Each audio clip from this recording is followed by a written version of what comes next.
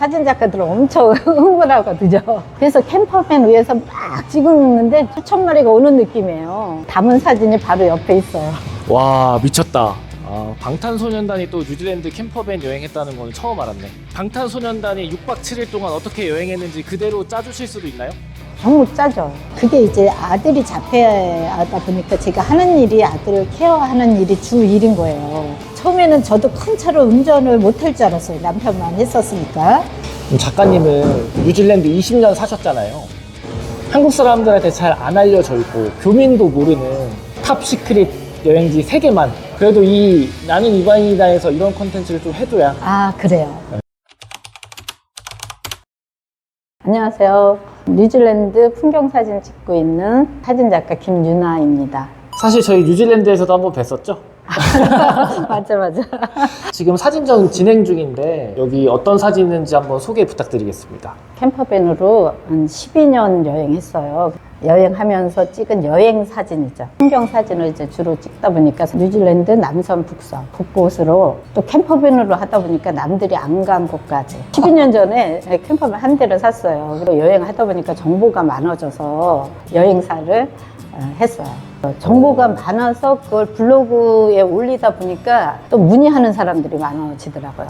테크포 선한 양치기 교회 많이들 당연히 가는 곳인데 그 근처에 그 마운틴 존이 실은 남섬의 최고 아름다운 뷰를 가지고 있는 별 관측소도 있고 거기를 잘 모르고 가요. 제가 여행 상담할 때는 그런 것도 설명을 해드리죠. 여기 이제 메인 사진 3개. 저 사진도 6년 전에 인사동에서 교류전을 제가 진행했어요. 뉴질랜드 사진작가, 한국 작가들 21명이 단체전을 할 때 저 사진 대표 사진으로 썼어요. 그러니까 뉴질랜드 사진을 전시하는 경우는 손에 꼽아요. 이렇게 한국에 와서 사진전까지 하시는 분은 많지 않죠. 이게 그냥 저는 여행을 좋아하잖아요. 여행을 사진을 안 하고 한 적도 있었죠. 근데 사진하고 같은 곳을 갔을 때 느낀 점이 안 보이는 게 많이 보여요. 안 보고 그냥 스쳐 지나가는 것들이 여행을 하다 보니까 찍기도 전에 인상적이고 또 찍어서 인상적이고 찍은 다음에 또 작품으로 가지니까 여행을 제대로 하려면 사진을 하라 이렇게 제가 강조를 했거든요. 또 그런 의미가 있구나. 여기는 헤론 호수인데 한인 작가 중에서는 제가 처음으로 갔을 것 같아요. 갔는데 이 큰 호수에 캠퍼밴 저 혼자밖에 없고 어느 때는 가슴이 그냥 쿵쾅쿵쾅 뛸 정도로 아름다운 장면들이 너무 많아. 제가 또 SNS, 뭐 페이스북, 인스타, 블로그, 카페 이런 거 다 하거든요. 그런데 또 올리면서 글을 쓰니까 또 한번 또 기억에 남아. 여기 이 사진은 루아페우랑 타라나키 산 그 가로지르는 43번 도로예요. 근데 43번 도로를 가는데 많은 양이 막 오는 거야. 근데 앞으로. 어머, 이거 뭐야? 막 이래서 우리는 양을 길거리에서 만나면 사진작가들은 엄청 흥분하거든요. 그래갖고 차에서 내려가면 안 돼요. 얘들이 막 도망가니까. 그래서 캠퍼밴 위에서 막 찍었는데 점점 많이 오는 거예요. 수천 마리가 오는 느낌이에요. 그래갖고 담은 사진이 바로 옆에 있어요.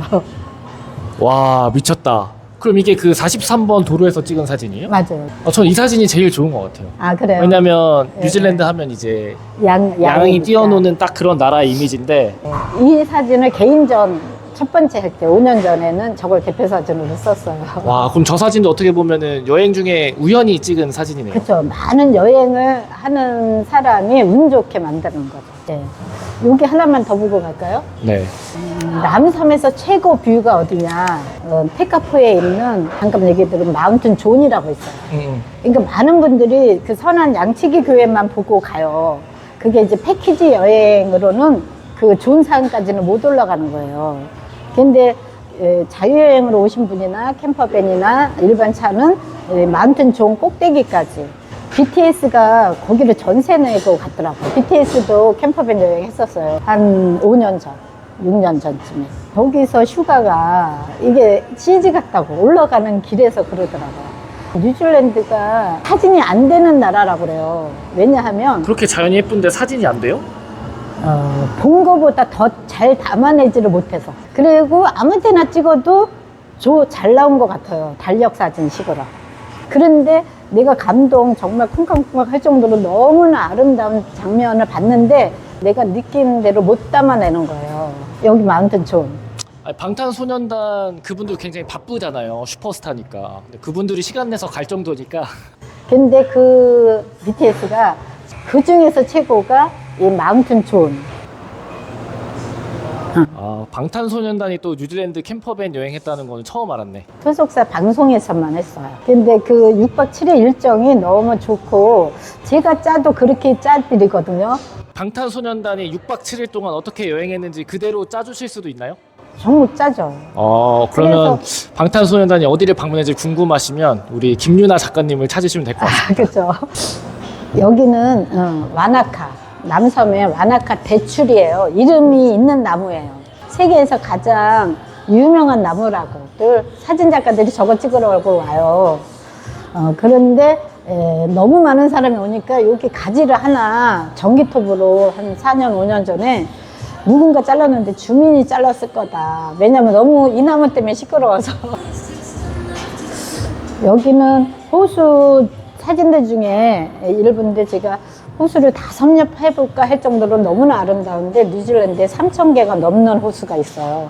그리고 은하수를 보고 싶으면은 가을, 겨울 그때 오면은 이게 무료 캠핑장. 와, 저 은하수도 직접 찍으신 거예요? 그쵸, 그쵸. 너무 이쁘다. 다 직접 찍었죠. 그래서 가을, 겨울에는 은하수, 운 좋으면은 오로라도 봐요. 저도 뉴질랜드 있을 때 오로라 봤는데 핑크색이었거든요. 남극 쪽에서 하는 건 핑크색이고 아이슬란드 저 캐나다 쪽은 그린색이죠. 근데 한국 사람들이 캐나다랑 그 그린란드에 오로라 헌팅하러 가잖아요. 비싼 돈 내고. 예, 진짜 비싸요. 차라리 뉴질랜드가 가성비 있지 않나. 가성비 있어요. 맞아요. 근데 자주는 못 봐. 작가님, 저희 사진 구경했으니까 앉아서 좀 얘기 대화를 좀 할까요? 나눠볼까요? 예. 그때 늦둥이 아들이 2돌이 안 됐을 때예요. 뉴질랜드 도착하면서 그때 알게 된 게 아들이 장애가 있어요. 정확히 몰랐다가 가서 보니까 아들이 자폐인 거예요. 이민 초기에 좀 암담했었죠. 아들한테 어떻게 해줘야 될지도 모르고 그래서 한 3년 살다 올까 하는 생각이 그냥 쭉 사는 이유가 더 됐어요. 사회인식 사람들이 장애인에 대한 태도가 다르고 눈물 날 정도로 고마운 엄마 마음으로 보는 시선이 너무 많아요. 우리 아들 장애아를. 그런데 실은 8년 정도 살았을 때 너무 한국이 그리운 거예요. 아우 장애라고 뭐 한국 가서 못 살아? 역이민을 하고 싶었어요. 그 장애 부모들이 그러더라고요. 현숙이 엄마는 한국에서 장애 부모를 안 살아봐서 모른다. 그 소리는 제가 한국인이 아직은 그 장애인에 대한 인식이 좀 달라져야 되지 않을까? 복지는 많이 잘 돼 있어요. 뉴질랜드보다 더 잘 되어 있나 할 정도로. 그런데도 사회적 인식이 좀 필요하다. 아들 얘기를 하는 이유가 제가 여유가 없는데도 왜 이렇게 여행을 많이 다녀? 그게 이제 아들이 자폐하다 보니까 제가 하는 일이 아들을 케어하는 일이 주 일인 거예요. 그리고 딸들은 또 학교 다니고 바쁘고 남편도 일하냐고 바쁘고 이러니까 비싼 캠퍼밴에 쉬고 있어서 아들 데리고 둘이서 이제 살살 다녀봤죠. 그랬더니 그렇게 시작하신 거구나. 예. 처음에는 저도 큰 차로 운전을 못할 줄 알았어요. 남편만 했었으니까. 근데 너무 여행하고 싶은 마음이 크다 보니까 운전도 어렵지 않더라고요. 아들이 단둘이 떠나니까 저를 엄마를 더 의지하고 그래서 이제 아들 덕분에 북섬 곳곳을 여행을 하고. 와, 대단하시네. 캠퍼밴 여행을 시작했다가 12년째 여행을 하고 계신 거네요. 그러니까 우리 보통 사람 일반인한테서 못 보는 그 순수한 표정이 아들 얼굴에서 보듯이 저는 자연에서도 보고. 그래서 뉴질랜드 여행만큼은 제가 또 뉴질랜드 시티즌이기도 하고 죽을 때까지 하지 않을까 아들이랑 이런 생각하고 있어요. 작가님은 뉴질랜드 20년 사셨잖아요. 한국 사람들한테 잘 안 알려져 있고 교민도 모르는 탑 시크릿 여행지 3개만 제 채널에서 노출해 주실 수 있나요? 그래도 이 나는 이방인이다에서 이런 콘텐츠를 좀 해줘야. 그래요. 네. 그러면은 퀸스타운 그 온센 스파 얘기했는데 거기는 실은 1시간밖에 이용을 안 하고 그래서 들어갈 때 시간 있고 나올 때도 빨리 나오라고 해요.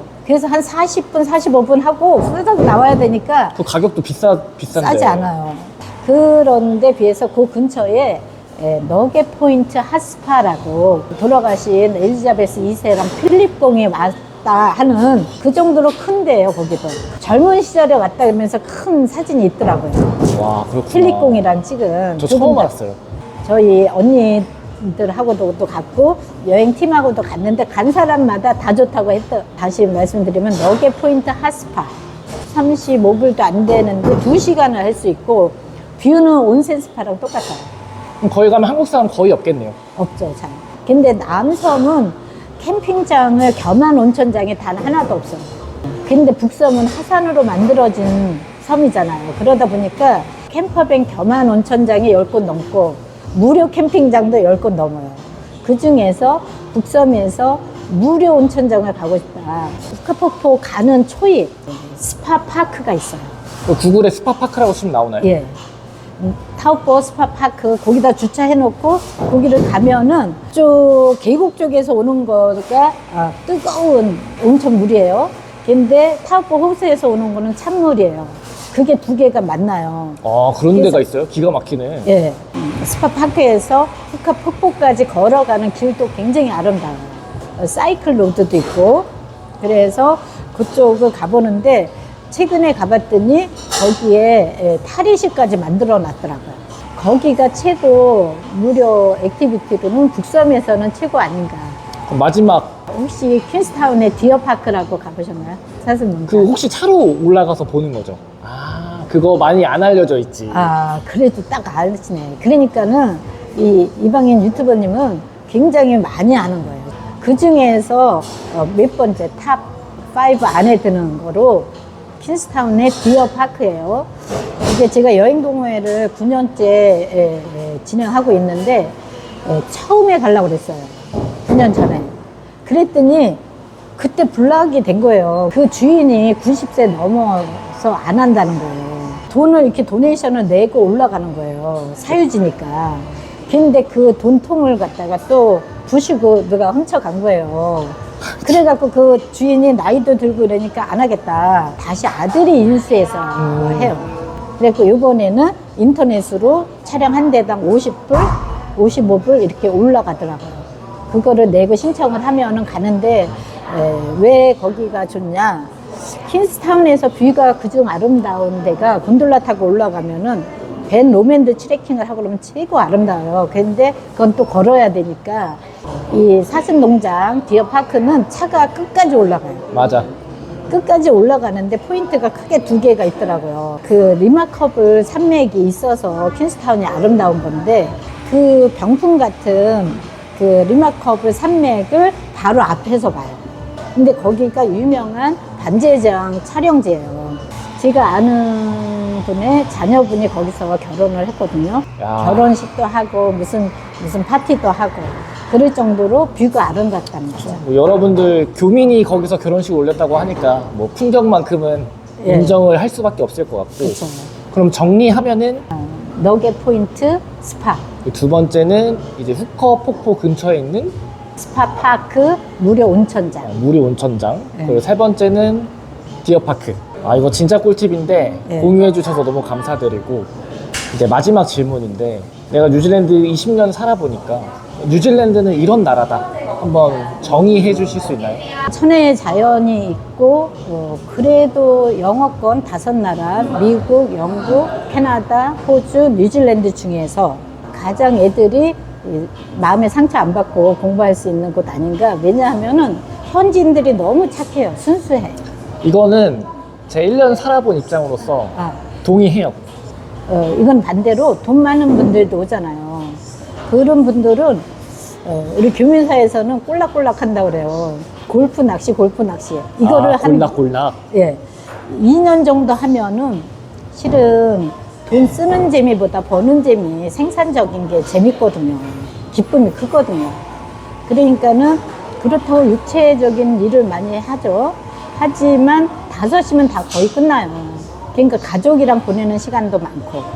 그래서 직업에 귀천도 없고 그러니까 무슨 일이든 할 생각이 있다 그러면은 살기 좋은 나라? 제가 궁금한 거는 다 질의드렸는데 혹시 마지막으로 하고 싶은 이야기 있으실까요? 그래서 저는 해줄 얘기가 많다 보니까 이거를 이제 책으로 엮는 거예요. 그래서 내년 상반기면은 여행 책도 나오니까 온도로드 뉴질랜드 100일. 아, 저런 데 가고 싶다. 그런 식으로 제 사진이 그분한테 떠날 수 있는 용기가 되어줄 것 같아서 이제 전시도 하고 책으로도 이제 엮게 됐어요. 오늘 인터뷰 여기까지 하도록 하겠습니다. 예, 출연해 주셔서 감사합니다. 예, 감사합니다. 고생하셨습니다. 제가 이거 이방인 유튜버한테 여기 사진 8장 들어있는 거 선물로 드릴게요. 이거 나는 이방인이다 유튜브 이거 영상 보시고 댓글 잘 달아주시는 분들한테 선정해서 5명 책은 내년 4월, 5월에 나오지만 메모했다가 보내드리는 이벤트 제가 실시해 드릴까요? 어떻게 하면 책 받을 수 있는지 댓글로 좀 안내를 드릴게요. 예, 예. 또 이런 이벤트도 또 갑자기 해주셔서 감사합니다.